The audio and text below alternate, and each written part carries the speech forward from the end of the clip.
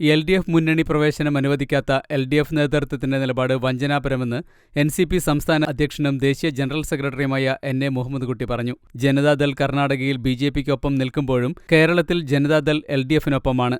എന്നാൽ NCPയുടെ കാര്യത്തിൽ വ്യത്യസ്ത നിലപാട് സ്വീകരിക്കുന്നത് ശരിയല്ലെന്നും NA മുഹമ്മദ് കുട്ടി പറഞ്ഞു.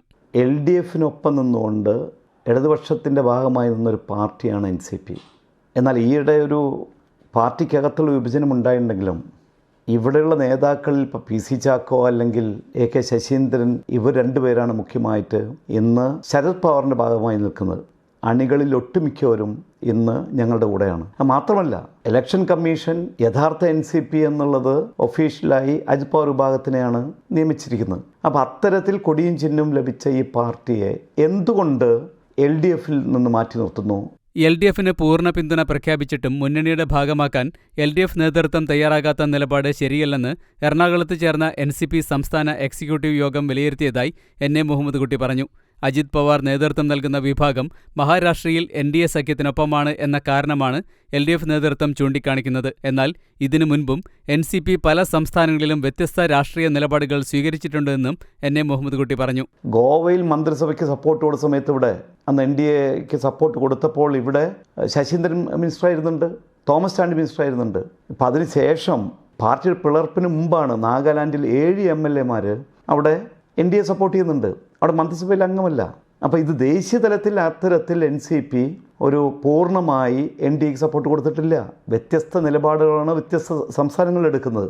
ഇപ്പം തന്നെ കഴിഞ്ഞ ദിവസം ഈ വരുന്ന അരുണാചൽ പ്രദേശിലെ തെരഞ്ഞെടുപ്പിന് അവിടെ ആരുമായും സഖ്യം വേണ്ട, ഒറ്റയ്ക്ക് മത്സരിക്കാൻ വേണ്ടി തീരുമാനിച്ചു. ഈ ദേവഗൗഡയുടെ ഒപ്പമുള്ള വിഭാഗം പൂർണ്ണമായി NDAയിൽ അവർ ചേർന്ന് കഴിഞ്ഞു. എന്നിട്ടും അവരുടെ കൂടെ നിൽക്കുന്ന ഒരു വിഭാഗത്തെ ഇപ്പോഴും ഇവിടെ കേരള ഗവൺമെൻറ് ഭാഗമായിട്ട് നിൽക്കുകയല്ലേ. നമ്മുടെ കൃഷ്ണൻകുട്ടി ഇപ്പം മിനിസ്റ്ററല്ലേ. അപ്പോൾ LDFൻ്റെ ഇരട്ടത്താപ്പാണ് ഞാൻ തുറന്നു കാണിക്കുന്നത്. അതായത് പൂർണ്ണമായും NDAയുടെ ഭാഗമായി നിൽക്കുന്ന പാർട്ടിയെ ഉൾക്കൊള്ളാം, അവർ മന്ത്രിസഭയിലുമുണ്ട്, അവർ LDFൻ്റെ ഭാഗമാണ്. എന്നാൽ സംസ്ഥാനങ്ങളിൽ വ്യത്യസ്ത നിലപാടെടുത്തുകൊണ്ട് പോകുന്ന NCPയെ അതിന് ഇതിലേക്ക് വേണ്ട എന്ന് പറയുന്നതിലുള്ള ആ ഇരട്ടത്താപ്പാണ് ഇവിടെ വളരെ പ്രകടമായിട്ടുള്ളത്. കേരളത്തിന് തൊട്ടടുത്ത സംസ്ഥാനമായ തമിഴ്നാട്ടിൽ കോൺഗ്രസിനൊപ്പം കൈകോർത്താണ് CPIM മത്സരിക്കുന്നത്. കേരളത്തിൽ പരസ്പരം ഏറ്റുമുട്ടുകയും പോർവിളിക്കുകയും ചെയ്യുന്നവർ തമിഴ്നാട്ടിൽ ഒരുമിച്ച് നിന്ന് മത്സരിക്കുന്ന ചിത്രമാണ് കാണുന്നത്. ഇതും CPIMന്റെ ഇരട്ട മുഖമല്ലേ പുറത്തു കൊണ്ടുവരുന്നത് എന്ന ചോദ്യവും NCP സംസ്ഥാന എക്സിക്യൂട്ടീവ് യോഗത്തിൽ ഉയർന്നു. കേരളത്തിലെ 10 സീറ്റിലെങ്കിലും ഒറ്റയ്ക്ക് മത്സരിക്കണമെന്ന ആവശ്യമാണ് പാർട്ടിയിൽ ഉയരുന്നത്. അരുണാചലിൽ പാർട്ടി ഒറ്റയ്ക്കാണ് മത്സരിക്കുന്നത്. സമാനമായ രീതിയിൽ കേരളത്തിലും മത്സരിക്കണമെന്ന ആവശ്യം പ്രവർത്തകർ സംസ്ഥാന നേതൃത്വത്തെ അറിയിച്ചിട്ടുണ്ട്. എന്നാൽ ഈ തെരഞ്ഞെടുപ്പിൽ മത്സരിക്കേണ്ടതില്ല എന്നതാണ് NCP ദേശീയ നേതൃത്വം നൽകുന്ന സൂചന. പാർട്ടി വോട്ടുകൾ ഭിന്നിച്ച് പോകാതിരിക്കുന്നതിനാണ് ഈ നിലപാട് ദേശീയ നേതൃത്വം സ്വീകരിക്കുന്നത്. ഈ അഴിമതിമുക്ത ഭരണം നടത്തുമെന്ന് പറയുകയും ഒപ്പം അഴിമതിക്കാരായ ആളുകളെ കൂട്ടി നിർത്തുകയും ചെയ്യുന്ന ഈ ഇരട്ടത്താപ്പ് ആണ് ഇന്ന് NCP ചോദ്യം ചെയ്യുന്നത്.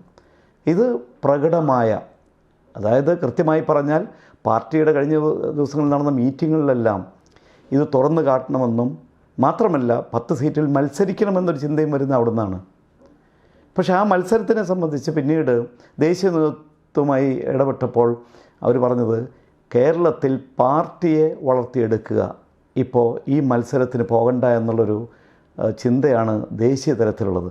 ഏതായാലും LDFനൊപ്പം കാലങ്ങളായി പ്രവർത്തിച്ചു വന്നിരുന്ന NCPയെ തഴയുന്ന LDF നേതൃത്വത്തിന്റെ നിലപാടിനെതിരെയുള്ള പ്രതിഷേധം ശക്തമായ സാഹചര്യത്തിൽ ഉചിതമായ തീരുമാനമെടുക്കാൻ സംസ്ഥാന എക്സിക്യൂട്ടീവ് യോഗം സംസ്ഥാന പ്രസിഡന്റിനെ ചുമതലപ്പെടുത്തി. News desk, the true I news.